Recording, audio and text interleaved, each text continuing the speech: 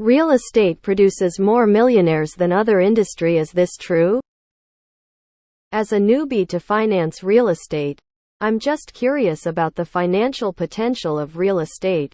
Is it a better way of generating wealth than stocks, mutual funds, 401 kiloseconds, etc.? Maybe, but certainly not just from investors. Lots of people in high-cost areas like LA or NYC ended up millionaires just by buying a house to live in and living in that house for decades. Real estate can do those things, but it's definitely not as accessible or liquid as investing in stocks. And it's also not passive, unless you have a property manager. Being a landlord is pretty much a second full-time job. Real estate is one of the most tax-favored businesses in America. As long as that's the case, it will one of the better ways for someone to get rich. The reason real estate produces wealth is because of leverage. You can leverage up 5 by 20 down on an income-generating asset.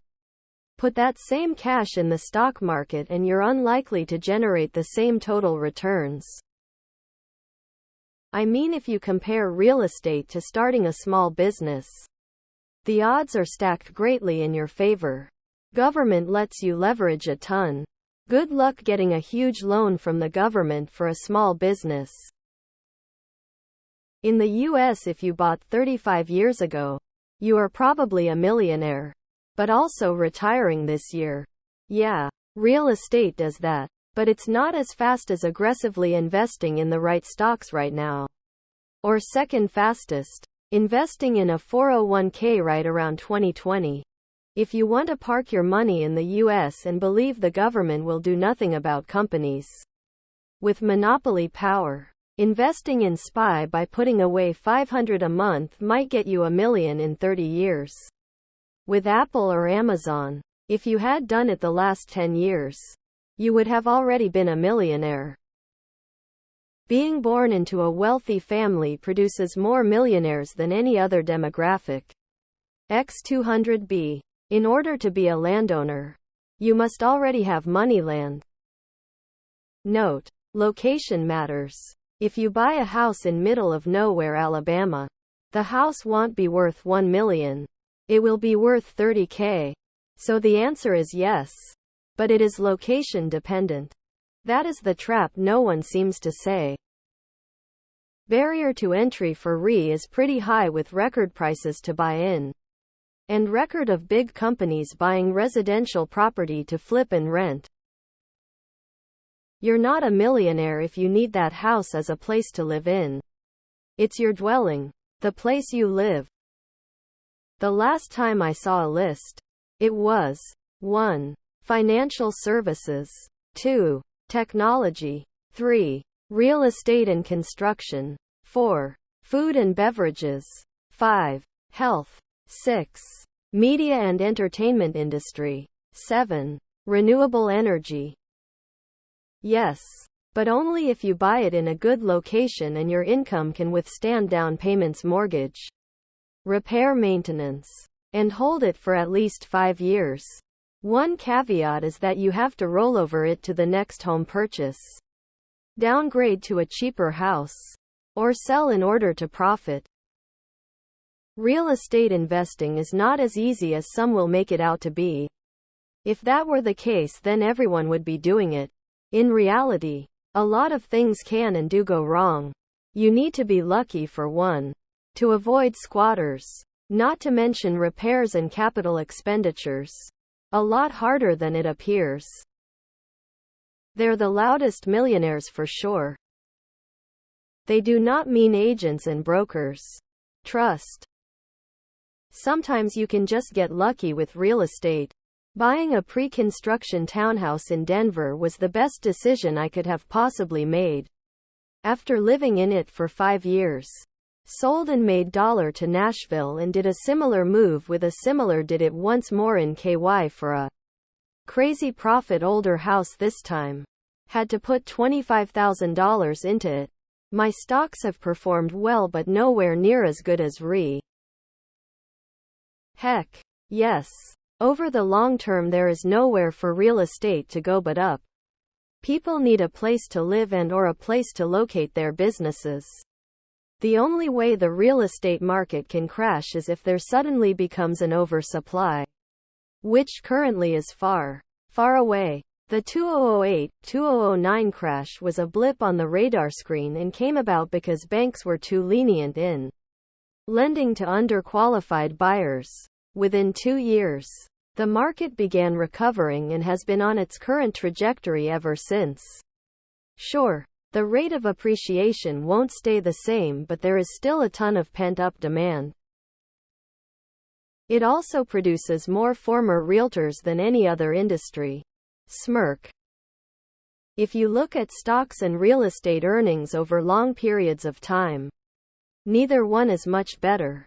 In the short term, of course, one can get lucky. But over the long term, I don't think your assertion is correct. Real estate also comes with having to manage the property and spend money maintaining it. So looking at gains only is misleading. How much time did you spend dealing with tenants? And what is your time worth per hour? How much money did someone spend maintaining, repairing, or remodeling a property? No one knows that. For real estate, I suspect if there was a way to properly account for those things, stocks would look much better. Yes, people's biggest asset tends to be their house. If they reach $1 million in net worth, it's likely that 3/4 of that wealth is wrapped up in their home. It's likely a comment about asset value growth over time. If someone bought a house 30 years ago that is now worth $1 million and has paid it off, they have a net worth of $1 million, making them a millionaire. I can see it. Someone I know moved from NJ to an Austin suburb around 2015. Bought a $300,000 new construction house in Austin. It's worth nearly $1 million now. Him or his wife have never has had more than a $60,000 a year kind of jobs and just lucked out. No. Yay. But $1 million isn't that much today. Which is why the plebes' biggest asset is housing.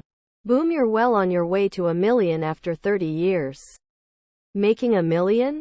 Almost certainly doctors. Once you're in the club, the money starts to pour in generally. Almost all millionaires own a home, so they will pay the stats. Did they become millionaires from their real estate? For most, unlikely, but it's the single biggest asset most people have, so they can use that with their 401k to become millionaires. Paper millionaires. This is mostly due to the ability to leverage your position on an asset that has historically returned about 5 in the past 30 years. You don't have that same leverage in stocks. Industry? No. Insurance finance is the one millionaire making job in the US. Investment? That might be a different answer. I live on LI, so my sample is biased. But most of my higher net worth clients got that way by buying a few pieces of real estate 20-40 years ago. I mean, engineering probably produces more millionaires. It's pretty straightforward to get over $1 million in your 401k with that career. My friend's father bought several houses and storage units, took out IDK how many mortgages, and then had some more taken out in her daughter's name. Most of them he did not manage to resell with a margin, and some he never even managed to rent out. He is broke for life. Wife divorced him and the daughters don't speak to him anymore. It's an investment, and like any other, it has risks. Real estate industry produces more over-leveraged liars that say they are millionaires but only have $100,000 in equity on the deal. In 2016 I was a bartender, now I own a boat. It's really just using leverage to gain access to newly created money at low interest rates to benefit from our corrupt, theft-based fiat monetary system, which benefits the asset owners at the poor's expense.